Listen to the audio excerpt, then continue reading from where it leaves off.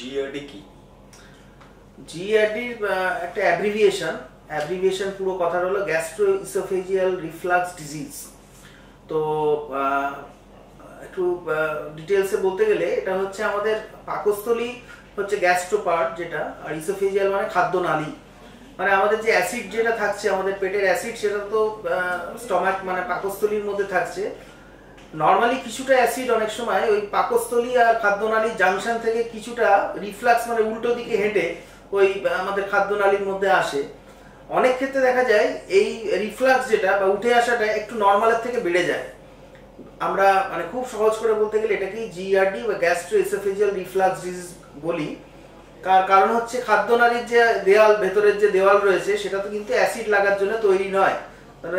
ঘটনা হচ্ছে বেশি অ্যাসিড আসলে কিছু সিমটম, কিছু রোগ আমাদের মধ্যে হয় বা কিছু অসুবিধা হয়, সেগুলোকেই একসাথে গ্যাস্ট্রোএসোফেজিয়াল রিফ্লাক্স ডিজিজ বলা হয়। আচ্ছা, জিআরডির উপসর্গ কি কি? হ্যাঁ, এটা খুব ভালো প্রশ্ন, কারণ জিআরডি এই রোগটা বা গ্যাস্ট্রোএসোফেজিয়াল রিফ্লাক্স ডিজিজ খুব কমন আমাদের, খুব কমন আমাদের এবং ডেইলি সিমটম। প্রত্যেক মানুষই অনেক সময় দেখে যে জিভ টক হয়ে যাচ্ছে, দাঁত টক হয়ে যাচ্ছে, মুখে হঠাৎ করে জল একটু অন্যরকম টক টক ভাব লাগছে। অনেক সময় হার্ট বার্ন মানে চেস্ট পেন আমরা বলি, জ্বালা করছে বুকের ঠিক মধ্যিখানটাতে, ওনা যেন জ্বলে গেল, একটা কেউ লঙ্কা বাটা লাগিয়ে দিলে, কেউ হার্ট বার্ন বলে। এটা অনেক সময় আরো মানুষের উদ্বেগের সৃষ্টি করে, কারণ তলাতেই হার্ট এবং মানুষ বুকে ব্যথা মানে হার্টের ব্যথা ভাবে। তো এগুলো পরে আমরা ডিসকাস করব। যাই হোক, এর সাথে মানুষ আরো ভীত হয়ে পড়ে এবং বুকের মধ্যে জ্বালা, অনেক সময় চেস্ট পেনও হতে পারে, হালকা বুকে ব্যথাও হয় এবং সেটাও অনেক সময় হার্টের ব্যথার সাথে মানুষ গুলিয়ে ফেলে। যাই হোক, বুকে ব্যথা, বুকে জ্বালা, মুখটা হঠাৎ টক হয়ে যাওয়া, হঠাৎ মনে হলো মুখে প্রচুর থুতুর মতো থুতু জমলো, বা ওকে আমরা ওয়াটার ব্রাশ বলি, সেইটা চলে আসে, দাঁতগুলো টকে যায়। অনেক সময় দাঁতে বারবার অ্যাসিড লাগতে লাগতে স্মল অ্যামাউন্ট অফ অ্যাসিড বারবার ওই স্টমাক থেকে আস্তে আস্তে দাঁতের এনামেলে কিছু পরিবর্তন হয়, তারপর থেকে দাঁতে শিরশির করা। এগুলো হলো খুব কমন সিমটম। তাছাড়াও অন্যরকম সিমটম, কারণ আমরা জানি যে মুখের পরেই আমাদের খাদ্যনালী শ্বাসনালী শুরু হচ্ছে। ন্যাচারালি যে অ্যাসিডটা উপরের দিকে উঠছে, সেটা অনেক সময় আমাদের শ্বাসনালীর ওপর দিকটাতে, ল্যারিংসের পার্টটাতে কিছু ইরিটেশন করে। হ্যাঁ, এবং তার ফলে দেখা যায় মানুষ কাশছে, অনেক সময় ড্রাই কাপ বা শুকনো কাশি, এটাও জিআরডির একটা প্রেজেন্টেশন। যেক্ষেত্রে শুকনো কাশির কোনো কারণ আমরা খুঁজে পাচ্ছি না, ইএনটির ডাক্তার দেখানো হচ্ছে, চেস্ট মেডিসিনের ডাক্তার দেখছে, কিন্তু বেসিক্যালি যেটা দেখা যাচ্ছে জিআরডি রিফ্লাক্স তারই মূল কারণ। তো এগুলোই হচ্ছে কমনেস্ট প্রেজেন্টেশন। এবং অনেক সময় অ্যাজমাটিক অ্যাটাক দেখা যায়, এগুলো একটু রেয়ার প্রেজেন্টেশন কিন্তু খুব সাটল প্রেজেন্টেশন, মানে এগুলো খুব ইউনিক প্রেজেন্টেশন। এগুলো নিয়ে মানুষ প্রেজেন্ট করে এবং আমরা যেহেতু রেফারেল সেন্টারে কাজ করি, এরকম পেশেন্ট পেয়ে থাকি যে পেশেন্টের অ্যাজমা মানে টানের প্রবলেম নিয়ে পেশেন্ট প্রেজেন্ট করছে, কিন্তু তার চেস্ট বা চেস্টের দিক থেকে দেখতে গেলে কিন্তু সেরকম অ্যাজমা ডায়াগনোসিস হচ্ছে না, ব্রঙ্কিয়াল অ্যাজমা, কিন্তু দেখা যাচ্ছে সেই কারণটা হচ্ছে রিফ্লাক্স থেকে হচ্ছে, অ্যাসিড থেকে হচ্ছে।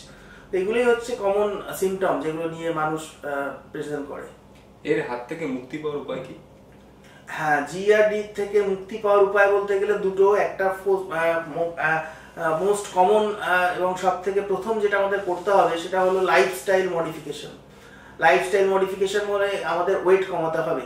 এবং দেখা যাচ্ছে যে একটা মানুষ যখন হঠাৎ খুব মোটা হয়ে যাচ্ছে, তার জিআরডির পরিমাণটা মানে রিফ্লাক্সের পরিমাণটা, ন্যাচারালি জিআরডি সিমটমগুলো বাড়ছে।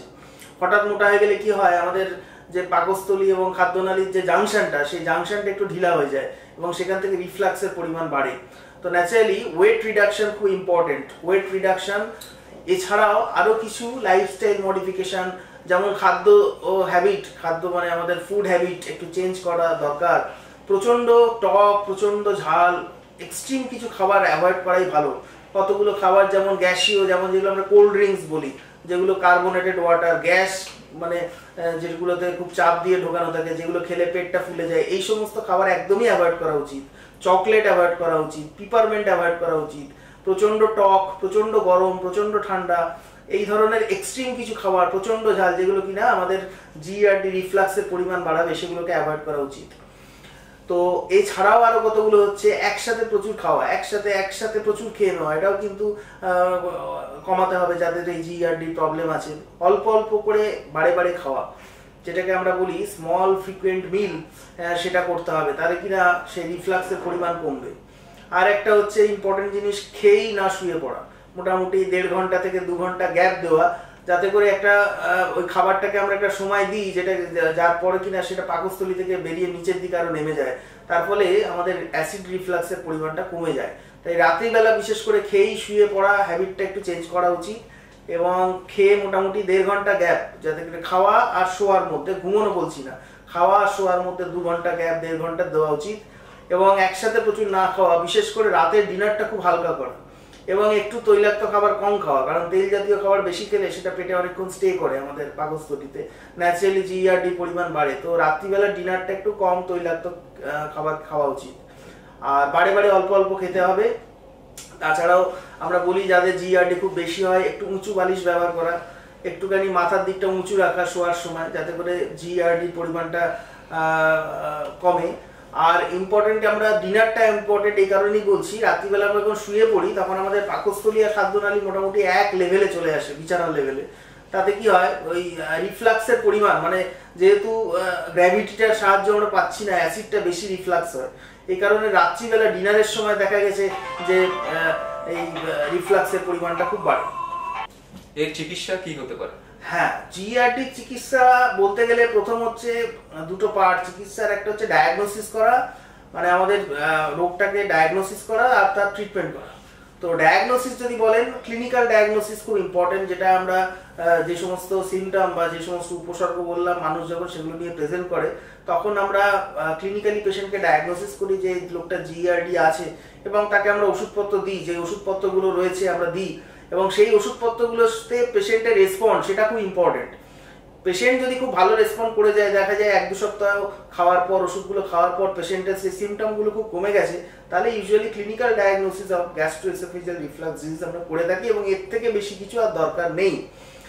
এবার যদি বলা হয় যে এরপর আমরা কি কি করতে পারি, তাহলে একটা এন্ডোস্কোপি আমরা ইউজুয়ালি একটা আপার যে এন্ডোস্কোপি করি, তাতে করে ওই খাদ্যনালীতে অ্যাসিড লেগে লেগে কতটা ক্ষতি হলো সেগুলো আমরা ইসোফেজাইটিস এই মাত্রাটা দেখে আমরা বুঝতে পারি যে কতটা খারাপ জিইআরডিটা, এবং কতদিন ওষুধটা আমাদের চালাতে হবে, এই একটা জিনিস। আর একটা জিনিসও আমরা করে থাকি, যেটা প্রমাণ করার জন্য, যেহেতু সব মানুষের এটা দরকার লাগে না, ইউজুয়ালি আমরা ডেইলি প্র্যাকটিসে এটা করিও না, সেটা হলো আমাদের পিএইচ ম্যানোমেট্রি, মানে আমরা এক্স্যাক্টলি সায়েন্টিফিক্যালি কতটা অ্যাসিড উঠছে সেটা একটা মেশিনের সাহায্যে আমরা একদম মাপতে পারি। 24 ঘন্টা এটা আমরা করে থাকি। একটা নাকের মধ্যে দিয়ে সেই নলটা পাস করিয়ে দেওয়া হয়, এবং সেই নলটা ওই পাকস্থলী আর খাদ্যনালীর জাংশনে রেখে দেওয়া হয় 24 ঘন্টা। কতটা অ্যাসিড উঠছে সেই পিএইচ মিটারে, সেটাকে আমরা দেখে নিতে পারি। এবং এটা দেখার পর ইউজুয়ালি এটা কমন বেসিসে করা হয় না, পেশেন্ট ইউজুয়ালি ওষুধে রেসপন্ড করলেও করা হয় না। কাদের আমরা করি, যখন জিইআরডি খুব সিভিয়ার, যখন দেখা যাচ্ছে নর্মাল ওষুধ, যে ওষুধে 4-5 জন রেসপন্ড করে, সেই পেশেন্ট যদি রেসপন্ড না করে, তখন সেই ক্ষেত্রে আমরা যদি ডায়াগনস্টিক কোনো কনফিউশন আমাদের থাকে তখন করি, বা জিইআরডি সাথে কিছু অপারেশন যদি আমরা পেশেন্টকে করতে যাই, যেখানে ডায়াগনোসিসটা একদমই পিন পয়েন্ট করা উচিত, সেক্ষেত্রে আমরা এই সমস্ত টেস্ট করি। আদারওয়াইজ ওভারঅল বলতে গেলে ক্লিনিক্যাল ডায়াগনোসিসই সাধারণত জিইআরডি করা হয়ে থাকে। বেশিরভাগ ক্ষেত্রে আমরা একটা এন্ডোস্কোপিও করে থাকি। এবার ট্রিটমেন্ট যদি বলেন, প্রথম ট্রিটমেন্ট আমি অনেকটাই কিছুটা বলেছি যে লাইফস্টাইল মডিফিকেশন, এটা খুব ইম্পর্টেন্ট। ফার্স্ট ট্রিটমেন্ট যদি বলেন লাইফস্টাইল মডিফিকেশন, এইবারে আমরা কিছু ওষুধ দিই, যেগুলোকে আমরা প্রোটন পাম্প ইনহিবিটর বা বাংলায় গ্যাসের ওষুধ যাকে আমরা বলি, সেগুলোর বিভিন্ন রকম আছে, যেমন এসোমেপ্রাজোল, র্যাবেপ্রাজোল, এগুলো যেগুলো আছে, প্যান্টোপ্রাজোল, এইগুলো দিয়ে আমরা যেটা করি, আমাদের পাকস্থলীর অ্যাসিডের মাত্রাটা একদম কমিয়ে দিই। অনেক সময় এটা নর্মালি মানুষকে আমরা একবার করে দিই, দেখা গেছে জিইআরডি পেশেন্টকে আমরা দিনে 2 বার করে দিই, অনেক সময় আরো বেশি ডোজে দিই। দেখা গেছে এইগুলো দিয়ে আমরা অ্যাসিডের যেটা রিফ্লাক্স, যেটা অ্যাসিডটা উঠছে, যেটা মেন আমাদের ক্ষতি করছে ইসোফেগাসে, সেই অ্যাসিডের মাত্রাটাকে একদম কমিয়ে দিই, কমাবার চেষ্টা করি, যার ফলে এর দ্বারা যে ক্ষতিটুকু হয়েছে সেটুকু আস্তে আস্তে হিল করে যায়। তো এগুলো ছাড়াও এটাই হচ্ছে main sheet anchor of treatment. তাই লাইফস্টাইল মডিফিকেশন, ওয়েট কমানো, খাদ্য ফুড হ্যাবিট চেঞ্জ করা, কিছু কিছু আরো যেগুলো আমি বললাম সেগুলো করা, তার সাথে ওষুধপত্র দিয়ে আমরা পেশেন্টের রেসপন্ড 1 মাস 2 মাসে দেখি, এবং তারপর ফার্দার ট্রিটমেন্ট বা কমপ্লিকেশন যদি হয় সেগুলো পরবর্তীকালে দেখা যায়। জিইআরডির ফলে কি কি ক্ষতি হওয়ার সম্ভাবনা রয়েছে? জিইআরডির ফলে ক্ষতির সম্ভাবনা কিছু থেকে থাকে। এখন প্রশ্নটা হলো এই ক্ষতিটা আমরা দুভাবে মেপে থাকি। কিছু ক্ষতি হয় অ্যাকিউট ক্ষতি, মানে খুব তাড়াতাড়ি যে ক্ষতিগুলো হয়, এবং কিছু হয় ক্রনিক, মানে বহুদিন ধরে এই অ্যাসিড উঠতে উঠতে মানুষের কিছু ক্ষতি হয়। তো বেশিরভাগ ক্ষেত্রে জিআরডির যে ক্রনিক ক্ষতি সেটাই আমাদের হয়ে থাকে। বারে বারে বারে বারে স্টমাকের এই অ্যাসিডটা ইসোফেগাসে লাগতে লাগতে যেটা প্রবলেম হয় ব্যারেটস ইসোফেগাস, ইসোফেজাইটিস, এবং অনেক সময় বহুদিন লাগার ফলে ইসোফেগাল ম্যালিগন্যান্সি, যেগুলো অ্যাডিনোকার্সিনোমা আমাদের বলে থাকি, সেটাও হতে পারে। কিন্তু এটা বহুদিন সময় লাগে এবং এটা স্টেপ বাই স্টেপ হয়ে থাকে, মানে একদিনে আপনার ক্যান্সার হবে না। প্রথমে ইসোফেজাইটিস, তারপর ব্যারেটস ইসোফেগাস, তারপর ক্যান্সার। সো সেগুলোর জন্যই তখন আমরা এন্ডোস্কোপি করলে বুঝতে পারি যে এই দিকে ব্যাপারটা এগোচ্ছে। তাছাড়াও পেপটিক স্ট্রিকচার, মানে কোনো জায়গাতে আমাদের খাদ্যনালীতে অ্যাসিড লাগতে লাগতে জায়গাটা সরু হয়ে যায়, জায়গাটা খুব সরু এবং হয়ে থাকে, তার ফলে খাবার আটকে যায়। এটাকে স্ট্রিকচার বা এক কথায় ন্যারোয়িং বলা হয়, এটাকে পেপটিক স্ট্রিকচার বলা হয়। পেপটিক স্ট্রিকচার ছাড়াও অন্যান্য কারণে যেমন ক্যান্সার, এগুলোতেও স্ট্রিকচার হয়ে থাকে। তাই সেই ক্ষেত্রে একটা ডিফারেন্সিয়াল ডায়াগনোসিস বা আমাদের কনফিউশন লেগে থাকে, যেটা ক্যান্সারের জন্য স্ট্রিকচার না অ্যাসিড লেগে লেগে বারে বারে অ্যাসিড লাগতে লাগতে জায়গাটা এবড়ো খেবড়ো হয়ে গিয়ে জায়গাটা সরু হয়ে যায় এবং তাকে পেপটিক স্ট্রিকচার বলে। আরো কমপ্লিকেশন, যেন আমাদের চেস্ট কমপ্লিকেশন, পেশেন্ট বারে বারে নিউমোনিয়া নিয়ে প্রেজেন্ট করতে পারে, অ্যাজমাটিক অ্যাটাক নিয়ে প্রেজেন্ট করতে পারে, ড্রাই কাফ নিয়ে প্রেজেন্ট করতে পারে, এবং মানুষের অ্যাক্টিভিটি অফ ডেইলি লিভিং খুব ক্ষতিগ্রস্ত হয়। সারাদিন এই প্রচন্ড পরিমাণে বুকে জ্বালা, তার সাথে একটা অস্বস্তি, সারাদিনের একটা অস্বস্তি, এগুলো নিয়ে মানুষ প্রেজেন্ট করতে পারে। এগুলোই মুখ্য কমপ্লিকেশন। আচ্ছা, বুকে ব্যথা মানেই কি অ্যাসিডিটি? না, বুকে ব্যথা মানে সব বুকে ব্যথা অ্যাসিডিটি নয়। আবার অ্যাসিডিটি কিছু ক্ষেত্রে, বিশেষ করে জিআরডি, বুকে ব্যথা নিয়ে প্রেজেন্ট করে।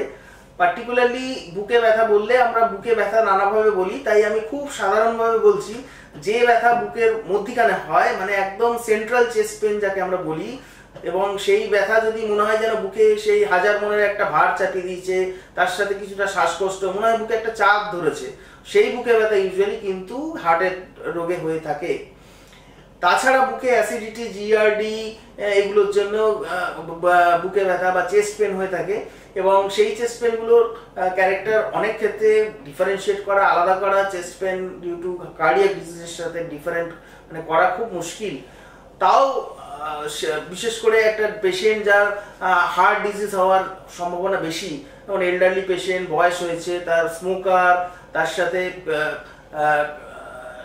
পেশেন্টের ডায়াবেটিস রয়েছে, প্রেশার রয়েছে, অবশ্যই হার্ট ডিজিজটাকে আমাকে এক্সক্লুড করে নিতে হবে। স্মোকিং কি জিআরডির সঙ্গে রিলেটেড? হ্যাঁ, ডেফিনেটলি স্মোকিং জিআরডির সাথে রিলেটেড।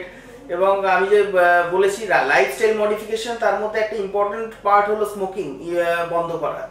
এখন প্রবলেমটা হলো যারা খুব স্মোক করে তাদের ক্ষেত্রে স্মোকিং বন্ধ করা খুব মুশকিল, মানে একদিনে বন্ধ করা খুব ডিফিকাল্ট। আমরা অনেক সময় নিকোটিন, গাম টাম এগুলো ইউজ করতে বলি, কিন্তু ডেফিনেটলি তাকে স্মোকিং কমাতে হবে। ডোজ মানে number of cigarettes per day, এগুলো ডেফিনেটলি কমাতে হবে। এবং স্মোকিং যদি একবারে বন্ধ করতে পারে সব থেকে ভালো, কারণ স্মোকিং জিআরডি খুব অ্যাগ্রাভেট করে।